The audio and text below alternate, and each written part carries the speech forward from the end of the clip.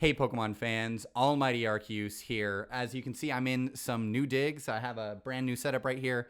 I'm actually still in the progress of moving everything in, so that's why things look a little bit disheveled. This is probably the most bootleg setup you're ever going to see of me, but hopefully as we get further into Sword and Shield season, you're going to see a nice setup coming from my channel for Generation 8. But I wanted to bring this video to you today because there have been so many leaks coming out of Pokemon Sword and Shield.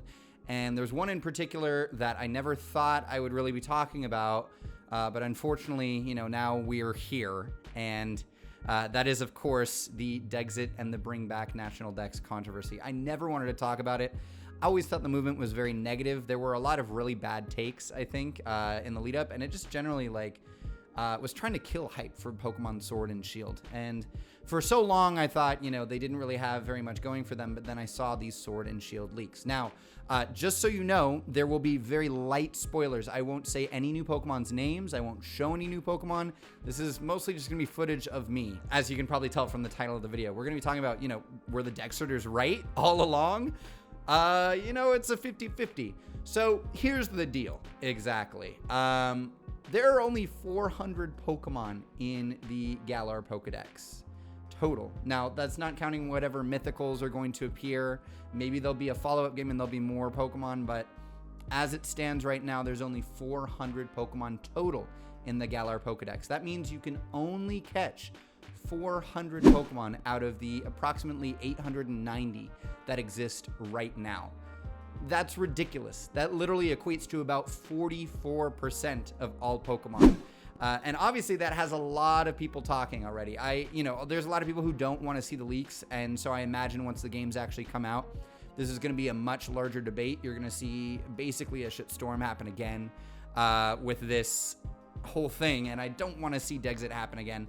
But at the same time, I'm feeling kind of weird about it. So I wanted to break it down into 3 different takes. I wanted to do a glass half empty, a glass half full, and also a point blank take. And what I mean by point blank is this: regardless of whether or not you actually wanted the national dex in the game, if you really cared, if you even used those Pokemon, whatever your argument was in that debate, I think it's pretty safe to say that 400 is a pretty weak number, considering how many Pokemon we have. The fact that they didn't even break 50% of existing Pokemon for this game, to me, is a big problem. Just fundamentally. I'm not going to argue individual points in this particular segment. I just am personally disappointed. I wasn't really part of the Bring Back National Dex crew at all, and it was because I thought the majority of Pokemon would be in the games. I thought what they meant was that they were going to, exclude most legendaries and, exclusive forms. So Rotom and Landorus and all of those would be gone. Maybe they wouldn't include some Sinnoh Pokemon because those remakes are likely coming soon. And then other extraneous ones that just, weren't that valuable or weren't that appreciated. I pictured that being kind of what they cut. But that was not what they cut. They cut a lot more. I'm going to put on screen, just from the previous generations, what is in versus what is out. And you can see for yourself kind of what has actually been selected. Things of note, we were right that there aren't any legendaries from prior generations in this. In fact, in the entire game, there's only 3 legendaries. It's a minor spoiler. But there are only 3 legendaries, supposedly. And then in addition to all of this, there's only 1 starter Pokemon from any other generation. And can you guess what it is? Yeah, it's Charizard. And I was going to make this whole video talking about, it's not that big a deal. It's all about Pokemon branding, but that is kind of sad. I feel like I'm digressing too much into the Bring Back National Dex arguments, and I don't want to dwell there very long. I just generally think that it would have been okay if there were at least 50% Pokemon, because then we could have done memes about it. It could have been like a Thanos snap, literally half of all Pokemon life disappeared, and that would have been funny, and it would have been a lighthearted way to kind of be like, oh yeah, okay, only half of the Pokemon are in. And yeah, I realize that 44% is not that far off from 50%. It is still less than half, though. And personally, myself, I thought it would be closer to 2/3. I thought we'd probably have about 2/3 of the pre-existing Pokemon in these games, and then the other 1/3 just, get cut. And that was not the case. And so because of that, point blank, my own personal opinion, I'm disappointed. But all of that being said, it's not like I'm going to boycott the games. I still am very excited for Pokemon Sword and Shield. I actually finally landed on a version I'm going to pick. I'm going to pick Pokemon Shield based on the exclusives, both the ones that have been announced and that I saw in other places. So that's my current choice, and I am still going to buy the games. I have other takes on this. You know, I have a mix of perspectives. I don't think any one person has, you know, just kind of one staunch, like, oh yeah, like, this is what I'm devoted to. I mean, some of them do. The Brexit people kind of do. But I said Brexit, not even Dexit at this. Anyways, I want to do a glass half empty and glass half full take on each of this. So let's start with the glass half empty. I've already kind of dwelled a little bit on that point blank take, talking about how, you know, you won't have nearly as many options. There's, you know, many things that end up getting thrown by the wayside. I was one that throughout most of the games took a lot of pride in collecting all of them. I did actually follow the gotta catch 'em all philosophy, and what made some of the post-game fun was actually trying to trade and collect and find all of the Pokemon through one way or another, you know? And so that made the games have a lot more like post-game value, because a lot of times, especially in these more recent generations, the post-game has been rather weak. So now that we don't have that option, and with so few Pokemon, I'm a little bit upset. I know there are a lot of people who like to bring a starter from their past games and bring it over to the next generation. I know I like to do that. I've been bringing a Blaziken since Generation 3 to each game, and that actually was rewarded in Generation 6. If you had a Pokemon that came from Pokemon Ruby and made it all the way to Omega Ruby and Alpha Sapphire, you would get a special certificate. And I thought that was really cool. It's just a little Easter egg. It's like, hey, thanks for being a fan this long. But now that's not the case. So those are a lot of my glass half empty thoughts. The fact that you can't import, you know, your starter Pokemon, that there is some pretty blatant favoritism, and that there's more than half of the Pokemon actually missing from the Pokedex. You know, a lot of Pokemon's build-up, at least in the West, was the gotta catch 'em all model. In addition to all of that, some of the picks that they chose for the decks were really strange. Like, there's a lot of fan favorites that are missing, and there are some that are in that are like so fan favorite that it's cliche, obviously, like Charizard and Pikachu and Eevee. But there aren't like some Pokemon like Garchomp or Scizor, and those are really awesome designs. Those are really cool Pokemon that, for unexplained reasons, just didn't make the cut. And I don't really understand it. I don't really get why they wouldn't put these really cool, really good Pokemon in, but then they would put in other somewhat, you know, lamer Pokemon. And let me be real, like, I do appreciate when Pokemon that are less appreciated get some of that love, and we've seen that. Obviously, Farfetch'd finally has an evolution. This is a minor spoiler as well. Spoiler, skip ahead if you don't want to hear. But there's also a Stunfisk form and some Gen 5 love, and I love that, because everyone was complaining that Gen 5 didn't get enough love in Generation 6 with Megas at all, you know, and that they were pandering too much to Kanto and stuff like that. But, you know, that being said, like, there's a lot of Pokemon that I think should have been in that aren't, and that kind of sucks. So now that we've talked about the glass half empty take, let's talk about the glass half full, shall we? So glass half full, really the way I see it is up to Generation 4, all of the Pokemon games had less than 400 Pokemon to actually choose from. And, you know, let's really utilize Generation 3 as the example here, Hoenn, with Ruby, Sapphire, and Emerald. The Pokedex totaled to 386, including mythicals and all of the other uncatchables. And there were even Pokemon in that generation that could not be obtained because you couldn't transfer between Generations 2 and Generations 3. There was no way to actually do that. And because of unused events, there were Pokemon that just did not exist in the game. You could not catch. And that didn't subtract from gameplay at all. In fact, in my personal opinion, I think Gen 3 is one of the high points of the franchise. We had some very beloved elements of the Pokemon games come into existence. Double battles, which is now the standard for Pokemon competitive play in the VGC. that came about in Generation 3.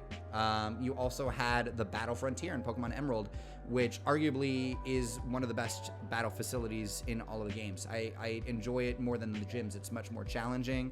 It actually gives you a lot to do in the post game. You're essentially doing another round of gyms, but even more difficult. It's actually like not babying you. You're expected to be really good, and you're fighting against EV trained Pokemon, which in Generation 3, that was a much less known, harder to utilize mechanic.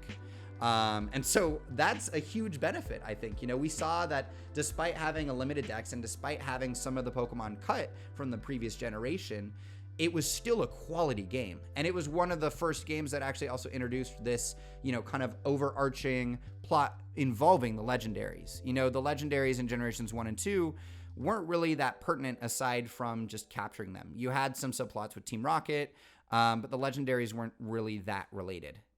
Whereas Generation 3 integrated the legendaries into the main story, and it made it great. And from what I've heard, I haven't looked at any story leaks. Do not put any story links in my comment. I will get you. I will block you. Don't do it. But from what I can tell, I think this is going to be a very story-heavy region. And I'm excited for that. I think that this game is actually going to benefit a lot from the focus and love and care that they put into the battle mechanics and the lore and the world that they've built here. It looks so expansive and beautiful. That was one of the things that I hated about the Bring Back National Dex movement, is that they were complaining about the graphics and the animations, but they look really good. They look really, really good. I don't care about a tree. Go look at like some of the trees in Breath of the Wild. They're pretty lame. Like there are some that are literally flat textures, lines, like for the leaves and stuff like that. Like the textures are not nearly as good as you think they are. And that's the same with this Pokemon game. I'm not going to be paying attention to a tree on the side of the road, especially since unlike in Breath of the Wild, I can't climb it. So there's literally no reason for me to pay attention to these trees. But I digress. The game's going to look beautiful. And finally, this is a third plus. You know, there's something to be said about quality over quantity. And I really do think that based on the leaks that I've seen for Generation 8, that quality prevailed. I have never been so excited by more Pokemon in a single generation than I have for this generation. Maybe Generation 3. Generation 3 was like a lot of all-stars in my book. But for most of the other generations, there's a lot of Pokemon that I'm like, yikes, did you guys really try? But for this one, for this generation, I feel like they tried really hard. Like you can see it in the designs. And Hoodlum Callum actually said this on his channel, that the new Pokemon don't necessarily look like, you know, they would work in sprite form. And I think that's a great thing. Pokemon is finally evolving into this new graphical era where they're realizing, oh, we can do more creative things with the design. We can have Pokemon that shoot Pokemon out of themselves. Spoiler alert. Sorry. But they're really quality designs. I really do love them. More than anything else, I think that like even the redesigns look really, really great. With Generation 7, a lot of the Alolan forms were letdowns for me. I don't know why, but they had a obsession with facial hair. It was really strange. I don't know why we had Alolan Dugtrio makes sense based on like Pele's hair. Like that, okay, sure. But then you have like Alolan Golem, like with a mustache. I'm just like, it was terrible. And in addition to that, all of those Mons got promoted before the game came out, so there was almost no hype for the few that still existed. What was great about this is that I didn't know about any of these until these leaks came out, and now I'm super hyped because I've seen just how good they are. They're really good. I really love these designs, and hey, maybe you don't, but this is my glass half full analysis. I really think that they went for quality over quantity in this generation, and I think that pays off. We've seen what happens when they go for quantity over quality, and that was Generation 6. That was X and Y. And X and Y gave us a very rushed game, a plot that was incomplete, all for, you know, full Pokedex of 3D graphics, you know, 714 Pokemon that looked really great, and battle mechanics that looked all right, you know, but aside from that, like, you know, there wasn't much going for it. And it really did feel incomplete because you didn't have any extensive explanation as to who AZ was. You didn't get a third game for Zygarde. You had a very rushed villain plot where you had these kind of like sparse encounters, and then all of a sudden, like the last like 15 minutes right before the gym is when everything goes down. And that to me was extremely sloppy. I really did not like that. It felt like it just kind of was going slow, and then it had a spike, and then it was done. And then there was no post game either. So Generation 6 kind of shows us what quantity over quality can do to a game. And Generation 8 looks like it's going to be a quality over quantity experience, where there's going to be a large post game. Minor spoiler, but I've heard that the post game is at least 2 hours long. Another minor spoiler is that I've heard that there's the battle tower returning, which is great, and potentially other battle facilities. I know we have that really big like city at the top of the region that everybody's thinking might be a take on the Battle Frontier. I don't think they're going to bring back the Battle Frontier. I think that has been left behind in the past. There have been a few videos explaining why that is the case on other people's channels. I do think it's going to be something new, but you know, there is supposed to be an extensive post game, and I'm really looking forward to it. And again, these Pokemon designs are quality, and I'm really excited to see what they do with them. So those are my thoughts. They may not be yours. I would really love to hear your take. Do you see this glass half empty, glass half full? Are you neutral about it? Do you have other things to say? Please let me know in the comments below. Again, no story spoilers, or I will, I mean, unless it's, you know, after when the game comes out, then feel free to go ham. But before then, please don't. I'm going to like mute you and mark it for spam and all of that good stuff. So yeah, my name is AlmightyArceus. Thank you so much for watching today, this impromptu video with this makeshift set. Once I come back in full swing, you're gonna see a much better setup. I'm still decorating my room. I need to get rid of some of the echo. You've probably heard a little bit of that reverb back in the mic, so I'm gonna get rid of that. But aside from that, look forward to more videos from me, and I'll be seeing you soon. Take care.